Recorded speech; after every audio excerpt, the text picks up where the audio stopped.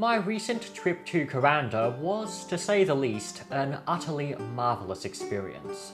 But while the scenery was spectacular and the biodiversity even more so, it was quite the journey to get there. Certainly not the sort of place I could pop up to for a casual weekend outing. Thankfully, Queensland has no shortage of natural spectacles, and I need not travel quite so far from home to behold similar sights and satiate my everlasting craving for the great outdoors. This time, a friend and I headed out to the Warrie Circuit, situated in Springbrook National Park close to the Gold Coast. Myself in the passenger seat as per usual. A day may come when I don't have to use my mates as taxi services. But it is not this day! At the moment, I'm still stuck on my L's. L for late, or lazy. Both of them work, really, but at least I'm making some progress on driving, and hopefully I'll soon be able to make it out to those wondrous places much more regularly. The Warrie Circuit is a roughly 14-kilometre loop, making it one of the longer walking tracks in the area. The path takes a meandering route with innumerable twists and turns, and around seemingly every corner, stunning new sights were unveiled. It commenced in lush, high-altitude rainforest, where the gnarled, twisted boughs of ancient trees stood shrouded in mist. The great trees themselves bore their own miniature forests upon their trunks. Mosses covered the moisture-laden bark, growing so prolifically that in many places the trunks beneath them, be they the gnarled stems of Nothofagus morai, seemingly hewn and twisted by time itself, or the smooth-barked eucalypts, were indiscernible and indistinguishable beneath their verdant coating. Soon the forest thinned and we entered a drier, more exposed and yet no less breathtaking world. Not least because the parting of the forest allowed the wonder and majesty of the surrounding mountains to be revealed in their full splendour. Blanketed in wisps of cloud, great cliffs and plateaus towered above the land, the only bare rock and earth to clear the impenetrable green canopy below. It was beneath this emerald blanket that we were soon to be headed.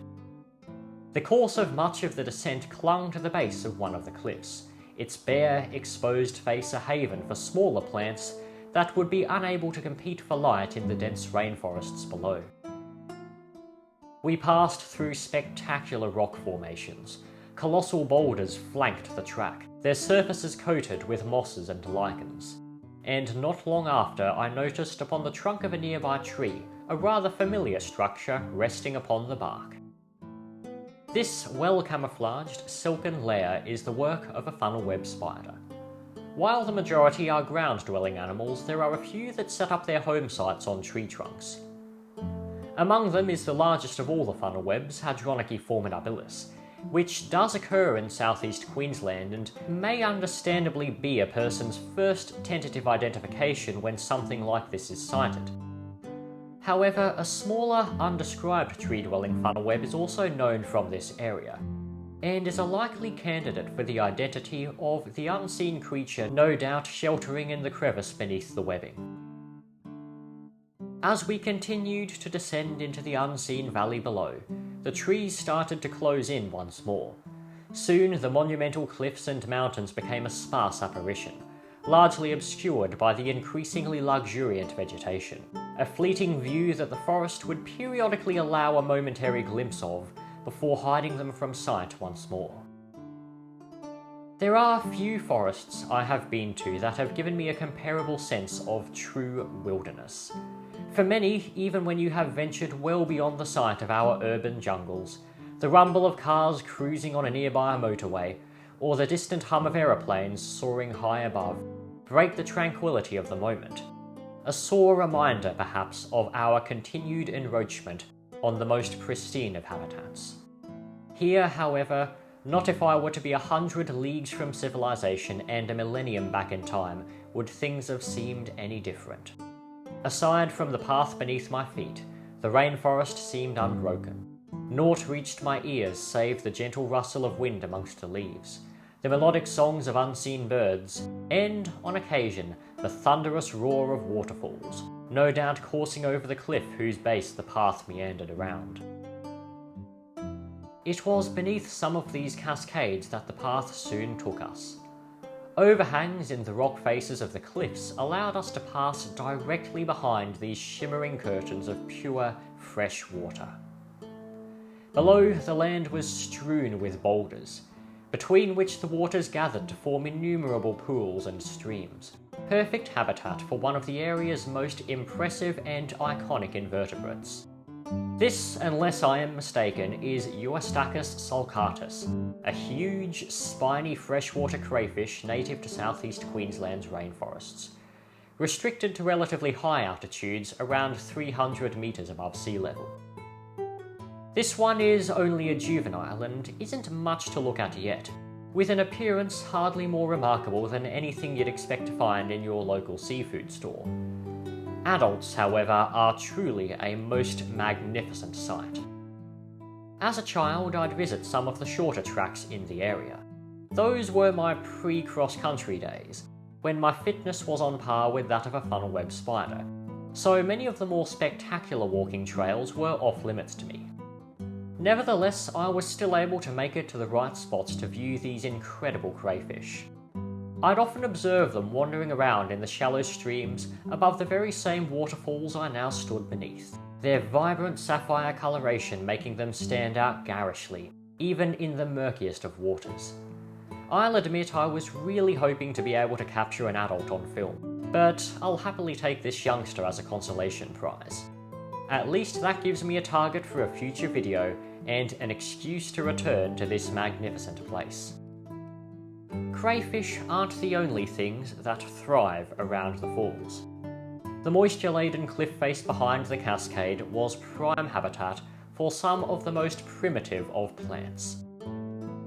Marchantiophytes, commonly known as liverworts, have existed almost unchanged for hundreds of millions of years, being among the first pioneering plants to colonize the bare and inhospitable lands of our prehistoric planet.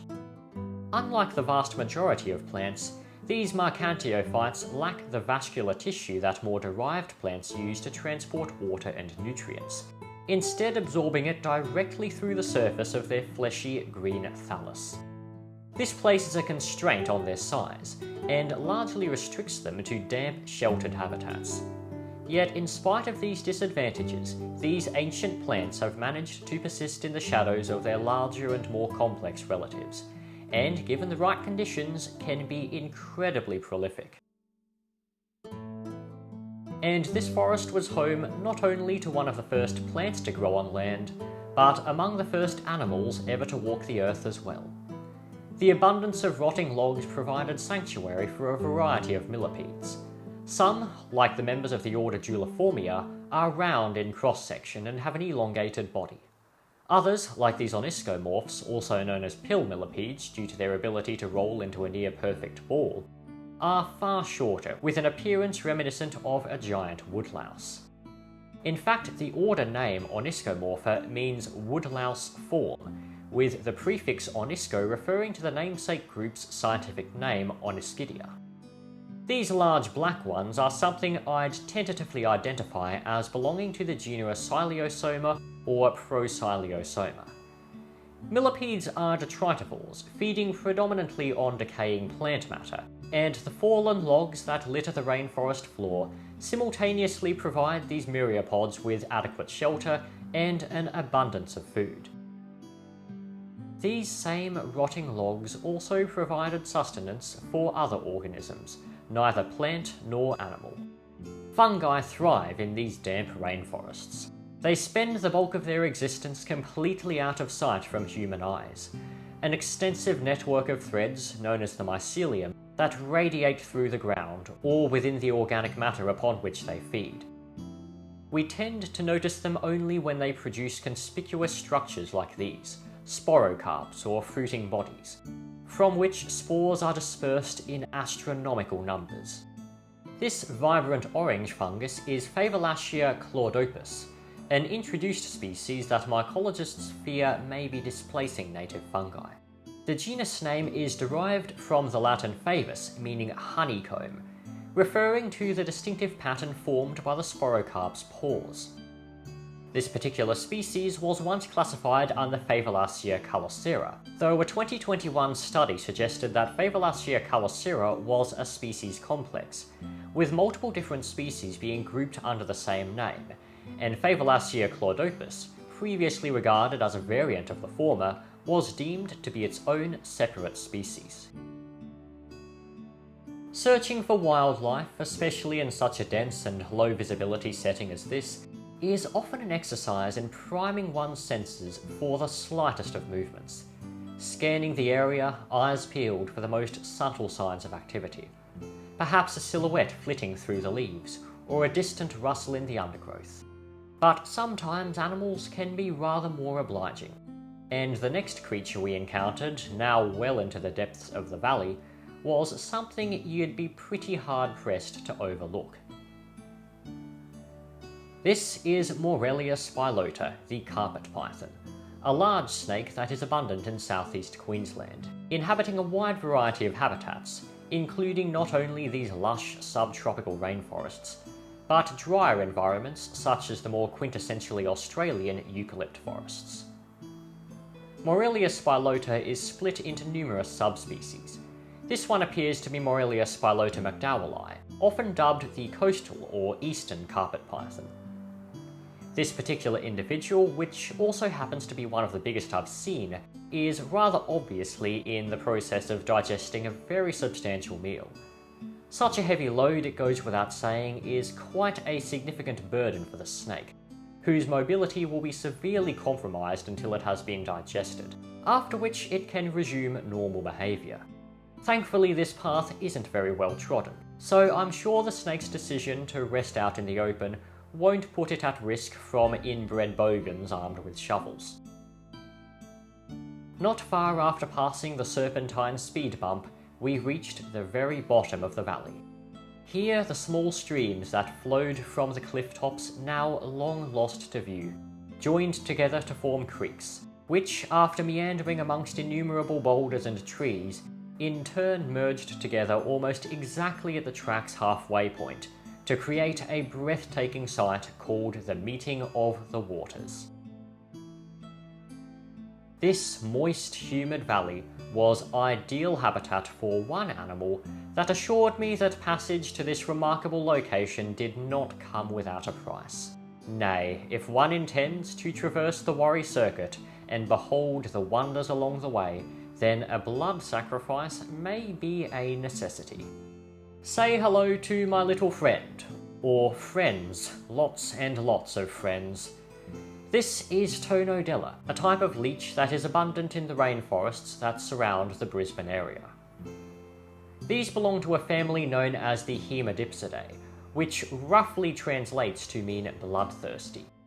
Unlike many of the more familiar leech species, hemidipsids like Chtonobdella are land dwellers, and are thus much more adept at locomoting in a terrestrial environment than their aquatic counterparts, typically moving in an inchworm-like manner, and, especially for a worm, they can travel at considerable speeds. While I was removing as many as I could before they could gain a proper hold with their powerful suckers, some still managed to elude me. Call me weird, it's certainly not the first time I've been called that, but I decided to allow those few leeches that had evaded my groping fingers to latch on until they'd had their fill. So now, with several well-satiated passengers on board, we continued onwards, now commencing the steady ascent out of the valley. Soon the shimmering waters of the streams were left well below us, though the distant sounds of flowing water carried through the valley even after their sight had long been lost. Eventually the silence of the rainforest returned, so eerie and yet so incredibly tranquil. As we gained altitude, we cleared the Leeches' domain. My hitchhikers, now plump and well fed, began to drop off one by one. A couple stragglers remained attached for a little longer, souvenirs, so to speak, of the moisture-laden valley floor that, though we had stood there not 20 minutes ago, seemed a world away from the more open forest that was beginning to unfold around us. Then they too detached, thus ending my blood pact to the forest, a worthy sacrifice for such a spectacular place. Eventually we returned to drier forests, dominated by eucalypts and xanthoria, that stood atop the cliffs that bordered the valley. The wonders below, the rock formations, the gentle streams, the crystal clear pools, and above all the meeting of the waters, were entirely hidden beneath the emerald crowns of the trees. Secrets that the forest would share only with those who took the path through the valley and ventured beneath the canopy. And with that, the adventure came to a close. Never have I appreciated living in Brisbane more than when I was met with the reminder that so many spectacular natural gems lay within a couple hours' drive from the city. If you'd like to see some more rainforest walks, take a look at this video where I visited Mount Cordo, or this one filmed at nearby Mount Mitchell. And of course, don't forget to subscribe so you won't miss any more of my future content. Thank you very much for watching, and I shall see you again very soon.